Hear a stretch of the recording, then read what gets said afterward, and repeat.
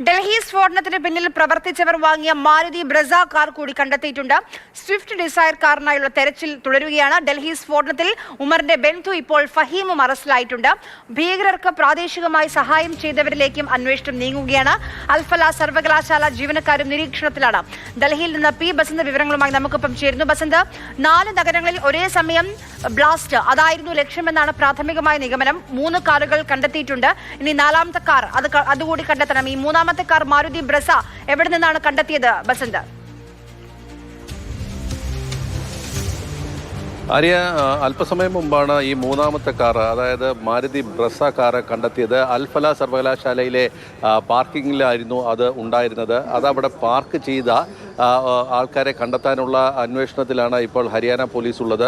Faridabad police കഴിഞ്ഞ ദിവസം 2ാമത്തെ കാറും കസ്റ്റഡിയിലെടുത്തിരുന്നു. അത് അവിടെ ഫരീദാബാദിന് സമീപം തന്നെ ഖണ്ടാവലി ഗ്രാമത്തിൽ നിന്നാണ് ഈ കാറ് കസ്റ്റഡിയിലെടുത്ത. ഒരു ചുമന്ന റെഡ് ഫോർഡ് എസ്കോർട്ട് ഇക്കോസ്പോർട്ട് കാറാണ് കസ്റ്റഡിയിലെടുത്തത്. ഇത് അവിടെ പാർക്ക് ചെയ്തിരുന്ന, അല്ലെങ്കിൽ അവിടെ കൊണ്ടിട്ട ഫഹീം എന്ന് പറയുന്ന ഒരാളെ കൂടി ഇപ്പോൾ ഫരീദാബാദ് പോലീസ് കസ്റ്റഡിയിലെടുത്തിട്ടുണ്ട്.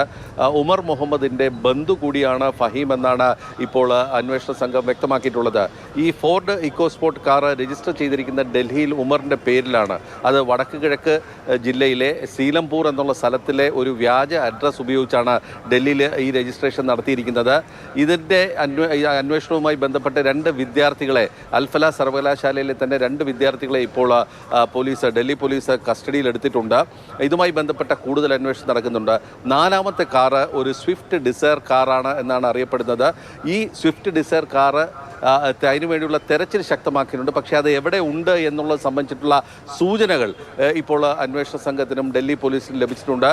ഇന്ന് വൈകിട്ടോടു കൂടി തന്നെ അത് കസ്റ്റഡിയിലെടുക്കാൻ കഴിയുമെന്നുള്ളൊരു പ്രതീക്ഷയാണുള്ളത്. പക്ഷേ ഇപ്പോൾ പുറത്തു വരുന്ന മറ്റൊരു വിവരം, 32 കാറുകൾ ഉപയോഗിക്കാനായിരുന്നു ഇവരുടെ വലിയ പദ്ധതി എന്നാണ് ഇപ്പോൾ പുറത്തു വരുന്ന വിവരം. ഇക്കാര്യത്തിൽ കൂടുതൽ വിവരങ്ങൾ അന്വേഷണ സംഘം പിന്നീട് വെളിപ്പെടുത്തും.